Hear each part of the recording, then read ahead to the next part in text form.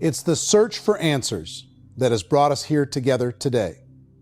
My name is Eric Worre, and for almost 30 years I've been an entrepreneur, struggling at times, but ultimately succeeding. As a best-selling author, speaker, and business owner, I've spent my entire career helping millions of people around the world to become entrepreneurs. And I believe strongly that there is, in fact, a better way when it comes to how we make a living. The career landscape has changed dramatically, and many are still working in a model that is completely out of date. What worked for previous generations isn't working as well for people today. In this film, we're going to explore 3 important questions. First, what's really going on in our working world today? Second, in this new economy, is it better to become an entrepreneur, or is it safer to work for someone else? And third, if a person decides to become an entrepreneur and start their own business, how can they do it without taking on massive risk? To help in this journey, I've brought together some of the greatest experts and thought leaders in the field of entrepreneurship to share the real facts with you. My intention is to give you new information that will allow you to make choices that are not limited by an old, outdated model. Let's start by understanding what's going on in our working world today.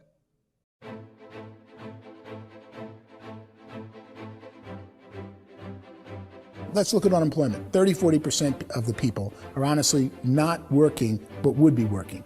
What our government does is if you haven't found a job in 6 months, we don't call you unemployed. We pretend you dropped out of the labor force. I've often said that unemployment, particularly structural unemployment, that's unemployment due to technological changes, is the first sign of economic growth. Think of it, 10 people live on an island. They go out every day and fish. One day, new technology shows up. A missionary brings them a net. Now, using the net, one pilots the boat, one throws the net. 2 fishermen can do all the work 10 used to. That's a 500% increase in productivity, 2 doing the work of 10, in one day. You don't have to learn a lot to learn how to throw a net instead of throw a fishing line. The island's got a big problem, 80% unemployment. But the island still has all the wealth of the fish because the 2 people produce as much fish as 10 did. Now, of course, looking back in history, these changes used to take thousands of years. And during that time, we went into farming and transportation. Some of us became doctors and some teachers and lawyers, and we developed all these new professions and new manufacturing jobs. Today, these changes are occurring literally in one day when a new technological advance occurs, and we don't have the social structures to deal with it or to retrain the unemployed people.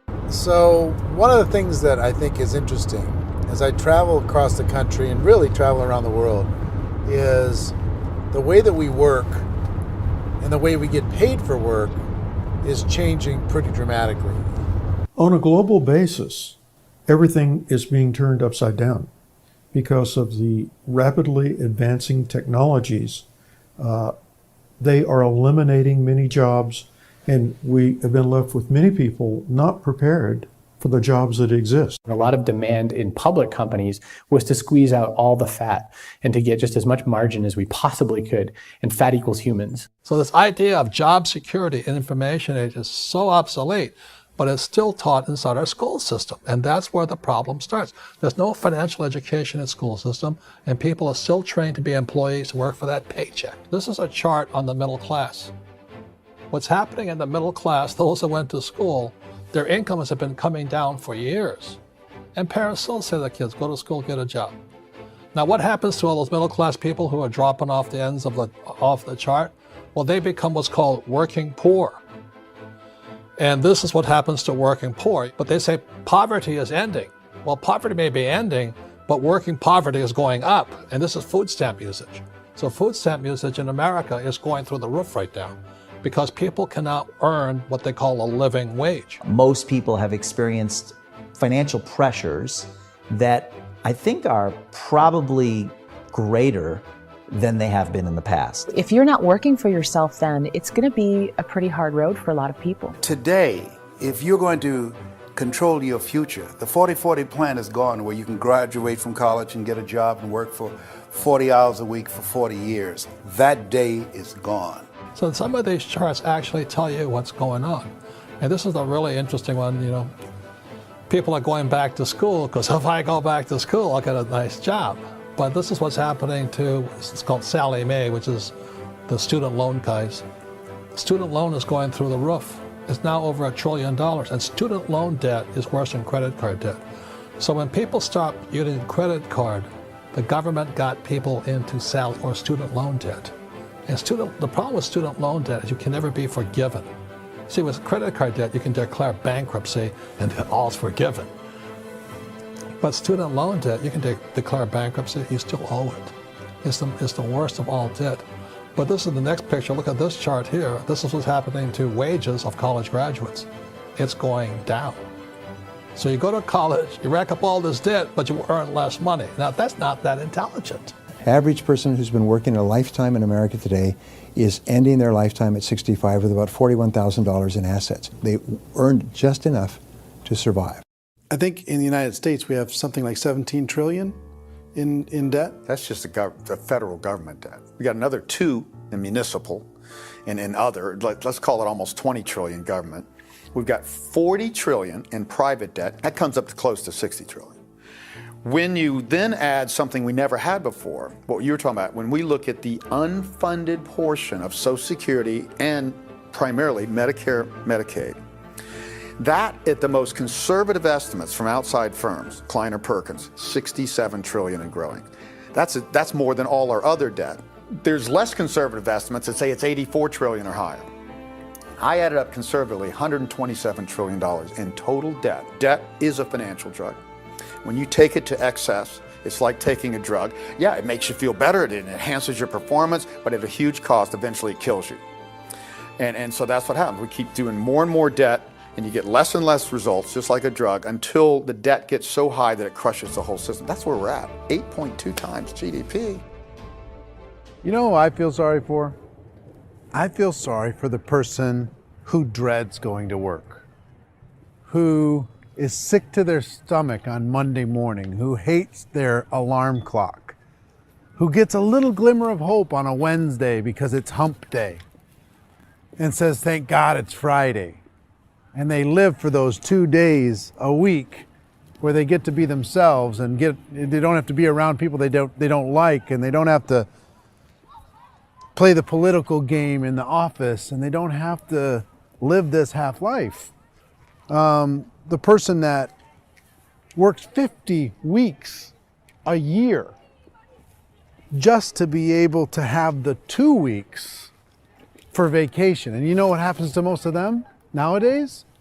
They don't have a vacation. They have a staycation. They have time off of work, but they don't get to go where they want to go because they're overextended. They've got all this debt. They got all this situation. They hate their alarm clock. They can't sleep until they're done. They have to spend most of their life in traffic.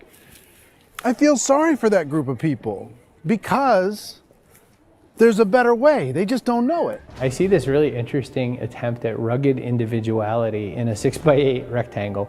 And I feel like you're all the same, except for the little push pins of the pictures. There's different pictures. Yours is named Jenny and his is named Sujara, but it's the same people. And this is how they are, and they're just like the zombies, and there's no joy in there, there's no fun. There's always like the wacky woman who decorates her cubicle, and that's the most she can do there. You got to give her credits, right? The wacky cubicle woman. The basis for their life is worry. I'm worried, you know, maybe I'll get fired. I'm worried maybe my company will go out of business. I'm worried I can't keep spinning the plates on paying the bills. I'm worried about how do I send my kids to college. I'm worried, what if the transmission of my car breaks? That's, you know, 2 or 3, I can't fix it. People live in a sea of worry, and it eats at them. Those signs that people held up during the Depression didn't say looking for gainful employment in a cubicle. It said looking for work. Work is what we're looking for. Job is just a unit of measurement. Work is what we're going after. It's time to look in the mirror and say, it's not the economy, it's my economy. It's my little world of where I am. I need to improve. I'm not going to wait for the economy to come back, because frankly, the economy is doing great in this country. So I'm here on Wall Street, the financial center of the universe, the financial capital of the world. This is where most people's money goes to at least be held for a time, right?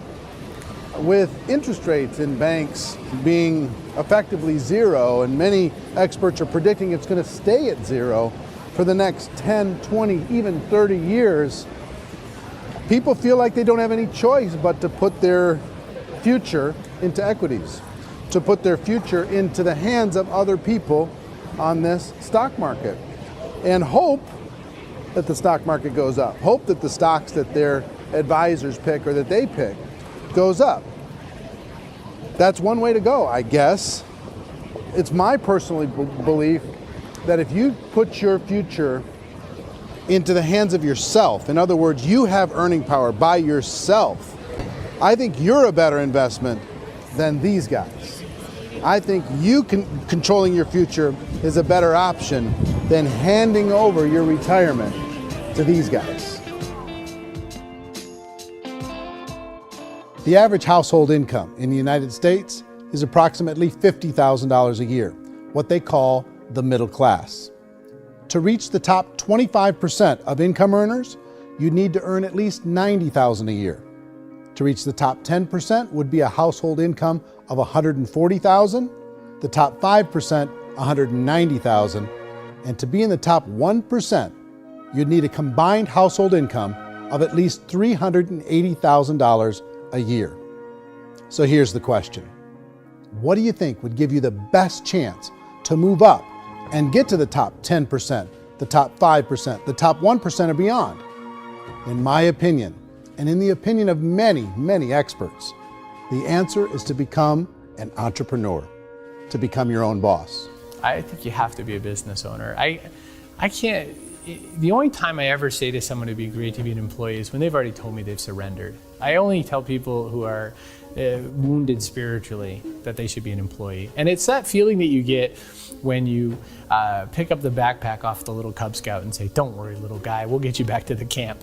You know, it is in no way a kindness when I tell someone they'd be a great employee. The other status symbol really increasingly is lifestyle. I mean, people can own their own business, maybe even work out of their house. That, I tell you, people admire that. Like, gosh, I wish I could do that. The spirit of the entrepreneur is to be a risk taker and to be resourceful and unstoppable and to have a vision of yourself beyond where you are and not willing to settle for life as it is. You think about the great entrepreneurs, they're visionary, they have heart, they're willing to do today what others won't so they can do tomorrow what others can't. Personally, I don't think of the new economy, the old economy. I create my own economy. The entrepreneur's in control. I decide what the economy is going to be like. In the world of entrepreneurship, there are no limits. You can make as much as you want, depending on how much you want to work and how smart you are and how great a team you put together. There's no more lifetime rewarding business than being an entrepreneur. Why in America, where anyone could be anything, would people want to give up their freedom and become effectively a modern-day slave, told shut up and be here every morning at 7:30, leave at 5:30, and do what I tell you? If people decide to become an entrepreneur and work for themselves, they have some traditional options, but they're riskier than you might think. Any kind of a retail business, retail build-outs is extremely expensive. Even just these small little yogurt stores where they're putting little yogurt machines and you get all the different flavors, you're spending $200,000, $300,000, $400,000 to open a yogurt shop. I would love to buy a Dunkin' Donuts, but it's $500,000 or so to start. I don't quite have that just in case money. Risking lose it all, and most guys do 2 or 3 times, and even big guys like Branson, because I'm such a fan of his, half his companies don't work. If you make $1 million, your problems are going to go. If you make $1 billion, your problems are really going to go. Just the opposite. You and I know when you're making $1 million, you get $1 million responsibilities. You make $1 billion, you got 1,000 times $1 million responsibilities. And most people say, I'd love to be my own boss. 70% of Americans would love to be their own boss, according to recent polls. But they don't know how to get there. Because what are you going to do? One, you could buy an existing business. If somebody's selling an existing business, you have to ask why. Usually because it's probably hard. It's probably not making as much money as they hope. 2, they could buy a franchise. A little less risk, proven system, but it's expensive to be able to do that. 3, they could start something from scratch. And that's where a lot of people feel like, I don't have the chops to do it. I don't have the money. I don't have the product idea. I don't have the expertise. I don't have whatever it's going to take to be able to get there, and I can't risk my family to do it. So, 4th, they could become an investor.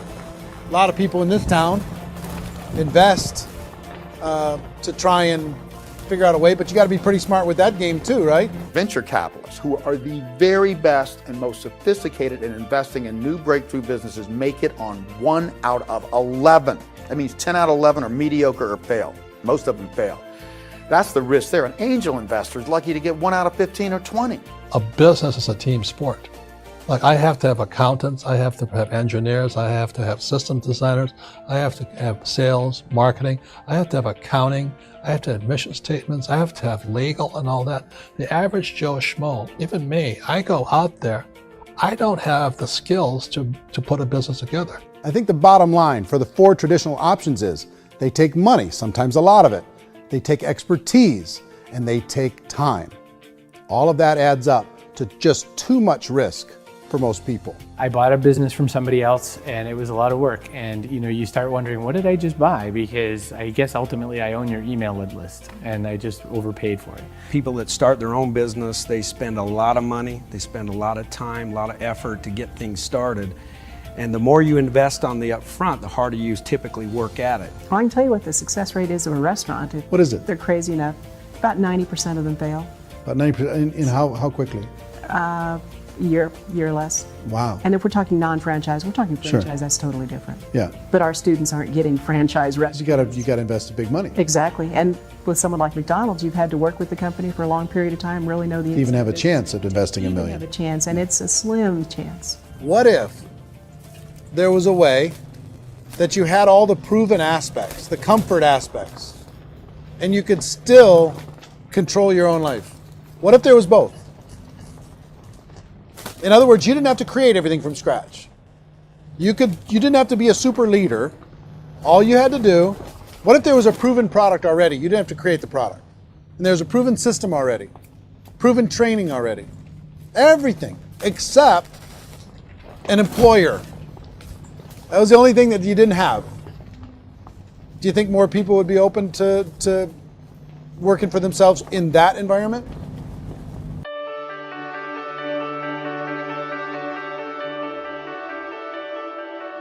In our search for a better way to make a living, we've come to the conclusion that becoming an entrepreneur is actually safer than being an employee. And through our look at the entrepreneurial options, one particular path kept coming up from expert after expert. And I think most people will find it surprising because it's certainly a non-traditional business model. That model is for people to start their own business and become an entrepreneur through the creation of a network marketing business. Some people call it direct selling because the product is being sold directly from the manufacturer to the end consumer, cutting out the middlemen. Other people call it multi-level marketing, or MLM, because there are multiple levels of commissions paid. The most common term today is network marketing, because network marketing best describes using a large group of independent distributors, independent entrepreneurs, to move a product or service more efficiently. So my friend here, Donald Trump, and I, we always write about the network marketing industry. And the reason we support the network marketing industry is because it really is a business school for entrepreneurs. Because most people come out of school looking for a paycheck. Oh, that's terrible. I went to network marketing like that.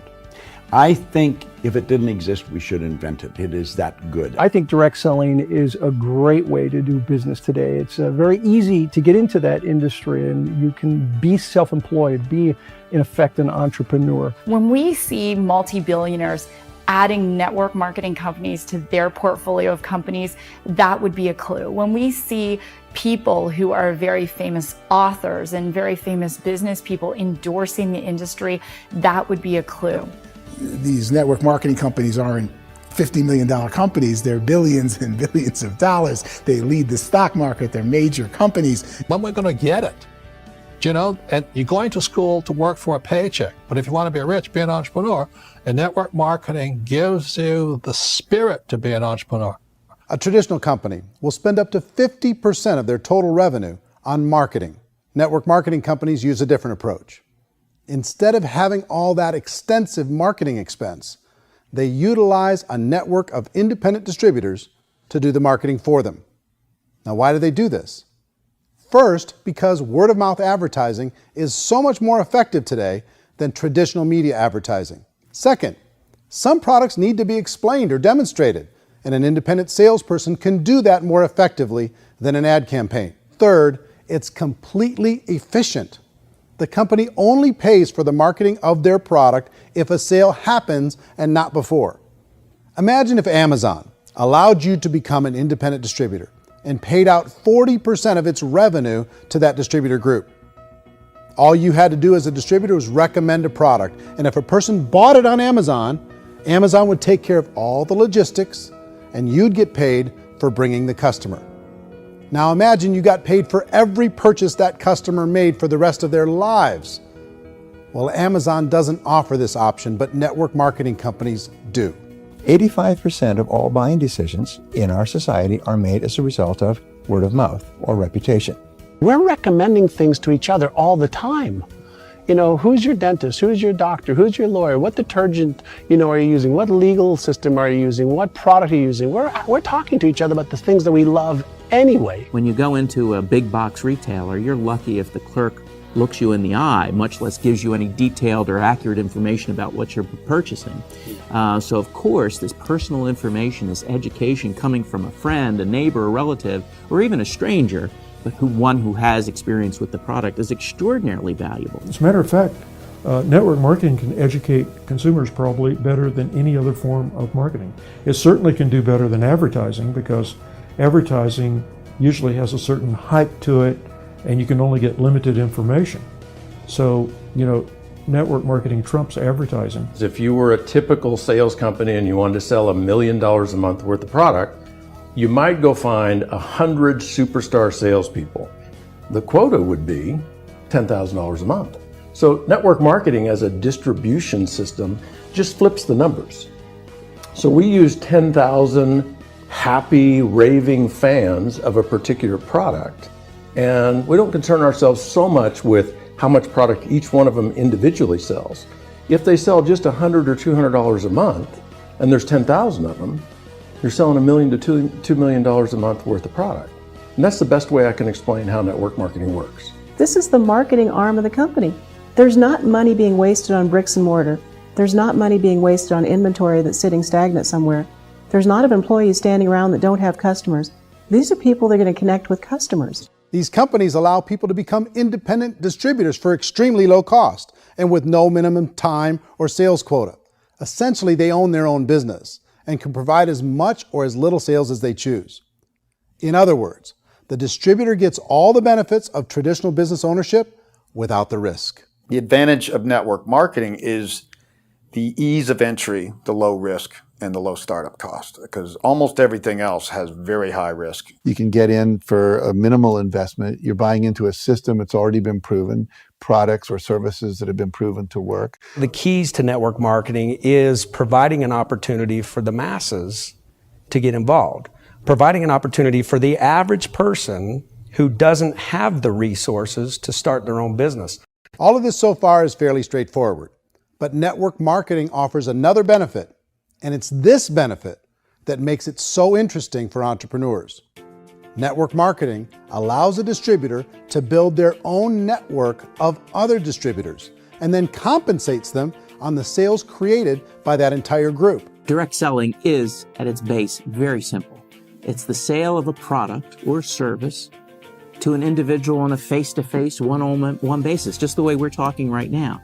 But there's an important element as well, and that's the offering in conjunction with that sale of product, the offering of an opportunity for someone to make something of themselves. No matter what your social status is, no matter what language that you speak, I mean, look how many unbelievable people are becoming successful that speak every kind of language out there. What an awesome gift to give the world. Instead of having to work your way up in a system and prove that you could be a sales manager, they just decided everybody can be a sales manager. Everybody gets to build a sales team from day one. And so what that brought into the system of growth as a direct selling company is the concept of compounding or geometric progression. Because now you can actually grow a sales force very quickly because everybody is enrolling people in their own sales force. People who are like, oh, this is weird, I'm building a sales team, or what do you think you do at a regular company? How do you think a regular company works? Network marketing is the only industry that doesn't say your past determines your future. It looks at your past and says, okay, now what can we train you to do so you can have a great future? Every other employer out there wants to exploit you for what you already know, not teach you something new. Network marketing has the potential to save the United States and the world because it's going to teach people not to be employees, but to be entrepreneurs.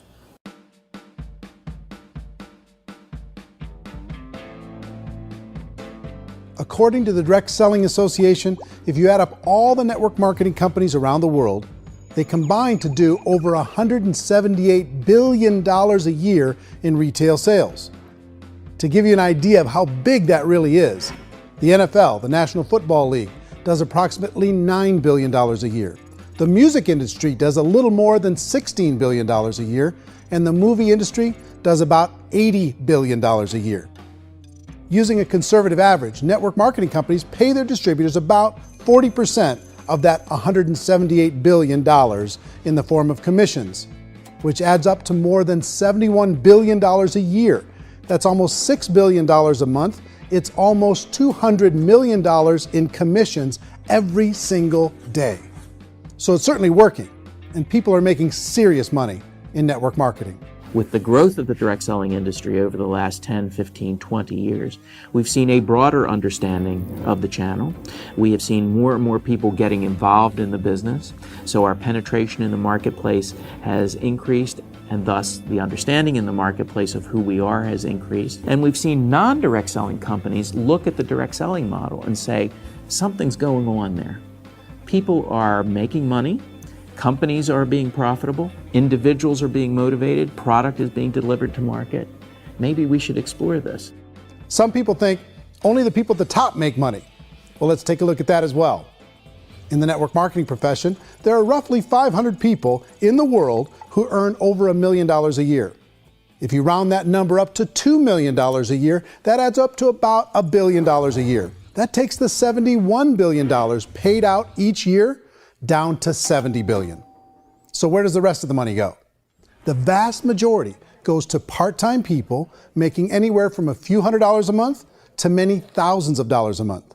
It goes to people who choose to make it a full-time career move and earning even more than that. Every day, people are using the money they earn through network marketing to pay off debt, have more fun, and improve the quality of their lives. Everyone I know in network marketing has been doing that since the 50s. They go to work when they want to go to work. They stop working when they want to take time with their children to have a leisurely breakfast and discuss issues and drive them to school. They go back to work when they get home, wherever they're working out of. The biggest thing that I've seen is people that have become much happier in their life. MLM has probably made more millionaires of more people in more countries, and I've spoken to them in 67 countries, than any other single form of business, starting from nothing. If they have a choice between working a job for the next 10 years or working a network marketing business for the next 10 years, the result of working the network marketing business will be better. A lot of people within the industry go on and make this a career and do extremely well at it. Network marketing has been nothing but good for everyone I know that's been involved with it because they did it seriously and they played full out and they've been very successful. It's been a constant barrage of success stories and people showing off stuff they got as a result of it. How many people are involved? Approximately 16 million Americans and 96 million people around the world are currently participating in network marketing. And in a recent poll, 82% of those people report a good, very good, or excellent experience with network marketing. So people are happy.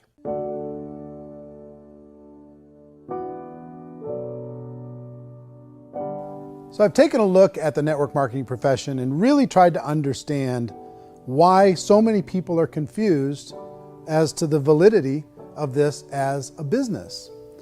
One is this pyramid shape. People get really messed up with this pyramid. Oh, it's one of those pyramid things. So I just think there are a lot of haters out there who really don't understand the industry and say, oh, it's a get-rich-quick scheme. It's a pyramid. Well, corporate America is a pyramid scheme. You know what I mean? It goes like this. You have thousands of MBAs, let's say working for Ford or General Motors or Coca-Cola. If all these MBAs, they're all trying to get to here, that's a pyramid. Only one guy's going to make it. Every 10 years, one's going to make it. Whereas you look at network marketing, it's like this. So you're here, and your job is to develop other CEOs coming up behind you. So it's an inverse pyramid. In network marketing, it's a very simple concept. If you sell product, you get paid. It is paid based on production. There is no first mover's advantage. There is no investment component where the more somebody spends, the more they're entitled to make. So the two are polar opposites of each other. It doesn't matter what shape the company is or the compensation plan is shaped, whether it's a circle or a pyramid or a triangle or a trapezoid, it doesn't matter. If compensation is coming primarily from recruitment, then you've got a problem. On the other hand, if an operation is basing their compensation to participants on the basis of sales, even when those sales are generated by people you've recruited, well, then you're a perfectly legitimate enterprise. That's the legal test, it's the practical test. Another issue that's been true in the past that is no longer true now is people used to be in network marketing loaded up with products that they couldn't sell, and they ended up a loser. They ended up with a bunch of product in their garage, they ended up with a bunch of products sitting in their kitchen shelves or whatever, and they thought they could sell it, and then they weren't willing to or able to sell it, and they ended up with a bunch of stuff, and they were bitter about it. There was this thing called front loading where you had to buy, like, well, if you bought $25,000 worth of product, you got better commissions and all this. Today, it's almost all done by computer. It's direct mail, comes from a warehouse somewhere else. You don't have to have all this inventory. You don't have to stock up. It's a paperless world now. You know, most of it's done online. You have a back office. It really works. And I mean, the technology has changed everything. Third issue is people start talking about 99% of people in network marketing don't make any money. Well, we've talked about that over the course of this journey together. Almost $200 million a day is being paid out to network marketing distributors around the world. The naysayers, the people who say that it doesn't work, are usually the ones who just don't know how to make it work for themselves. And so they're giving you an opinion, and I tell people, don't confuse people's opinions with expertise, because opinions are free. And don't confuse sincerity with the truth, because people can be sincerely wrong. But here's the reality inside of network marketing. The vast majority of people that get involved in network marketing just become customers, and they get involved to be able to purchase product at a lower price. If you take Costco as an example, if a person goes into Costco and gets a membership to Costco so they can get a lower price on the product, we don't call that person a loser because they have a bunch of product that they walked out with a smile on their face.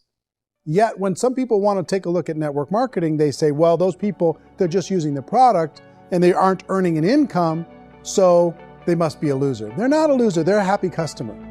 That's the vast majority of people that are involved in network marketing. Now, a smaller percentage of those people decide to go build a business. They earn $300 a month, $500 a month, $1,000, $2,000. That's the bulk of earnings in network marketing. And then there's the few that really decide to take it serious, really decide to build a large network, really work to make that network very, very productive. And those people make huge amounts of money, and there's no cap. What I do as an outside economist, just somebody looking at this industry like any other industry I speak and say, look, what's the realities of this? 1% do incredibly well. 10% generate some additional income at pretty low risk and effort. That's not, and 90% of people roughly end up customers. One thing that I think is real when it comes to people's perceptions about network marketing is people put this, and distributors, I think, involved in network marketing have some responsibility for this. They have sometimes unrealistic claims about the product or about the income. Most people who become distributors, they want the money, they want to be successful, but they don't have the skills. They don't know what to do. And when people don't know what to do and they're in a new business, they're scared. And when they're scared, they panic and desperation kind of sets in. So they think everyone they talk to has to get in. So if I talk to you and you say, well, no, I don't have time to do that, they're like, no, I need you. You have to do this or I won't be successful. So I start clawing on you. I start that desperation. So then I start making claims about the product, which are not appropriate, probably not even true. Or I start saying, oh, let me show you how you can make all this money and you don't have to do anything, Eric. And so you just totally misrepresent the opportunity, and you're clingy with people because you think you need everybody to be successful. and you don't. You know, one of the messages that I try to deliver most forcefully to companies as well as salespeople in direct selling is that you don't have to overpromise. The reality is in network marketing, there's a lot of hard work involved. There's a lot of effort. You're going to have to develop yourself. It's a business like anything else. It's going to take some time, but in my opinion, it's better.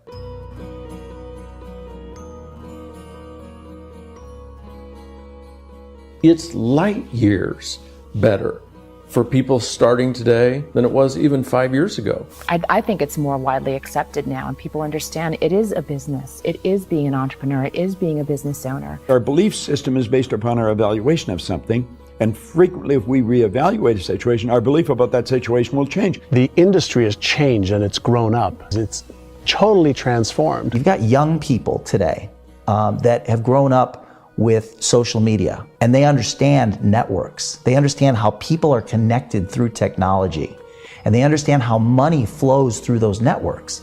So when they see network marketing, they don't see it the way their parents saw it. And we've all learned, the larger industry that you represent, has all learned from those mistakes and flaws and errors that have happened early on. Early algorithms didn't work the right way. That's all fixed. It's like when they design a computer program, they design the program, then they run it, and then they go back through and they debug it. The MLM industry has been debugged. This is the day of being virtual, being able to run a business from your mobile phone. I mean, it's incredible. Companies are getting smarter. They're implementing more consumer protections. They're implementing more compliance training. They're doing more with respect to product research. If you do get involved and you make purchases of inventory, even on a voluntary basis, if you decide that this business is not for you, you can leave and have that inventory repurchased by the company. There's no other business that offers that kind of protection on a voluntary, self-regulatory basis.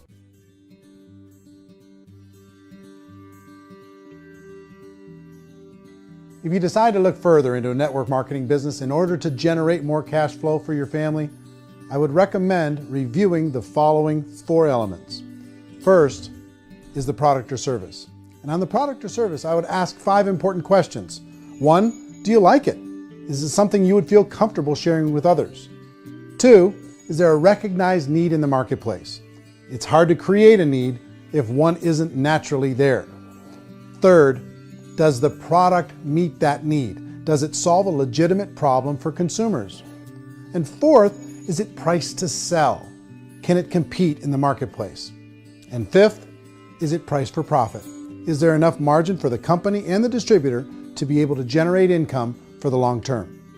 If you can answer the questions on the product to your satisfaction, the next element to consider is the company itself. Is it well run? Do you believe in the founders or the management team? Do you feel they have what it takes to go all the way? See, it doesn't matter how good the product is if the management can't take care of the company. Good management can change with the times. They can handle adversity. They can make good decisions. Make sure you choose a company that can serve you for a long time. The third element to consider is the compensation plan.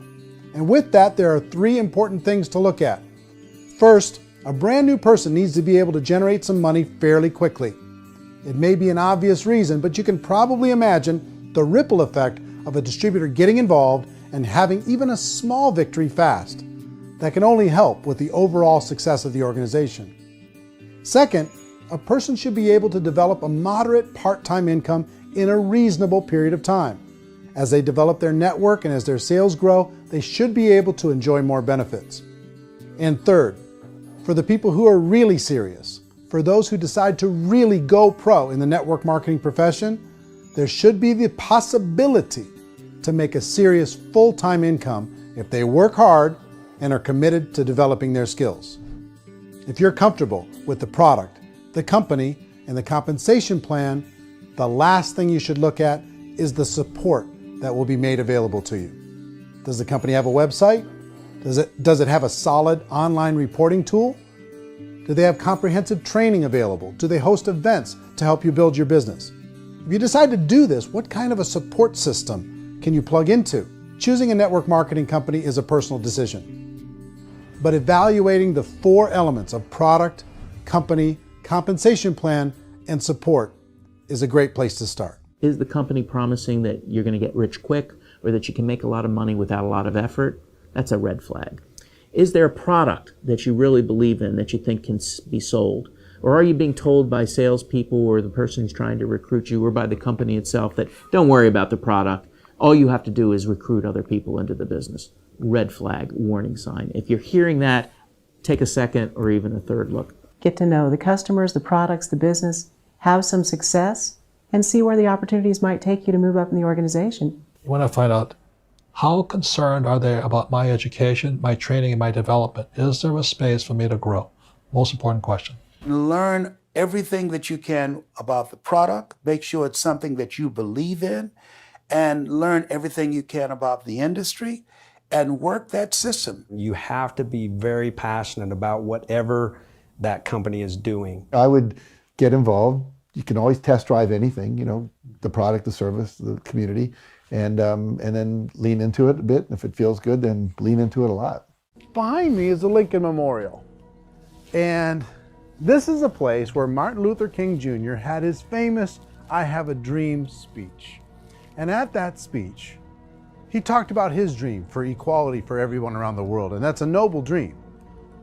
But I think more people need to remember what it was like when they were kids and the dream was still alive in them, before it got beaten out of them by reality, by this paycheck, by these responsibilities, and by having to live for this job to pay the bills.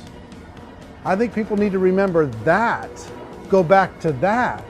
Once they know that there's a better way, I think their future is going to be much brighter. They can live a better life.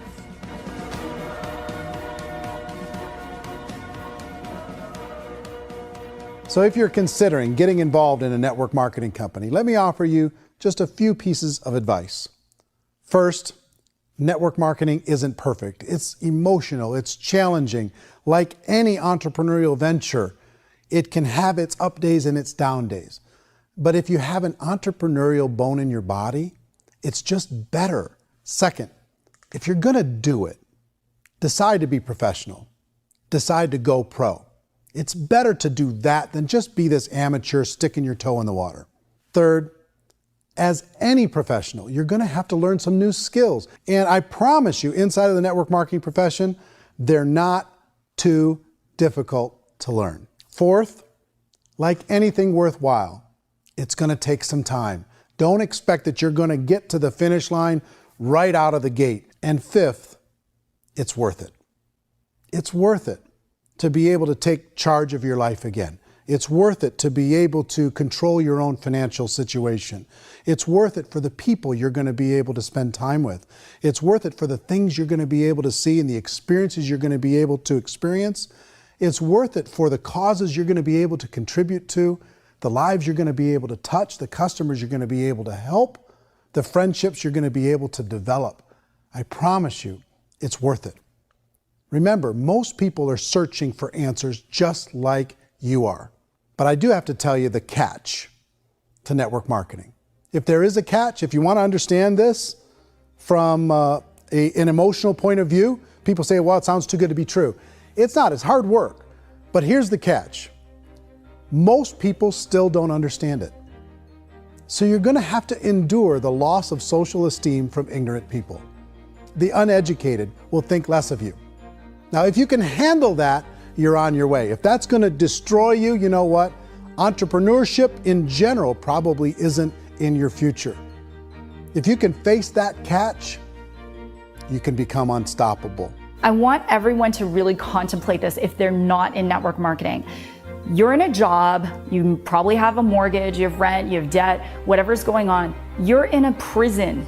You work just hard enough to keep them from firing you, and they pay you just enough to keep you from quitting. Come on! I've been there, done that, and bought that t-shirt. In network marketing, if you run into failure, it's really just a homework lesson for yourself. There's no one to blame. You really have no excuse not to be successful. You just don't. People don't want to hear that, but there's so much available to you. If you want to be a good network marketer, be a student to the people above you, be a fellow traveler to the people on the same level, and be a teacher to those below, and know when it's appropriate to do which. People who are not afraid of asking people to buy things or not afraid of persuading people with the chance they may say no. These people own the future. Nothing happens until something moves. So you got to go move, you got to go do something, or nothing's going to change in your life. In the beginning, you're going to do a lot of things that you don't get paid for. But as you go down the road, you get paid for a lot of things that you don't do. And your job is rehabilitate the spirit, the entrepreneur spirit in all of us. You give it back. Either give it a strong yes or a strong no, but no wishy-washy, dilly-dally stuff in the middle.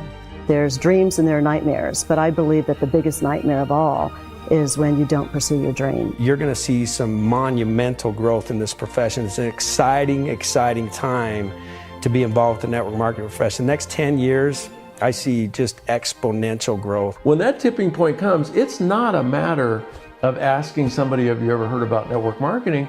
You're really asking them, which company are you building your wealth in? We are here to fix the world, to improve relationships with other people, to improve other lives.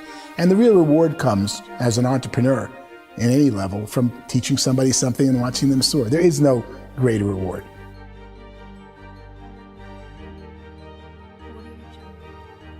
Life's too short to spend it living someone else's dream instead of your own.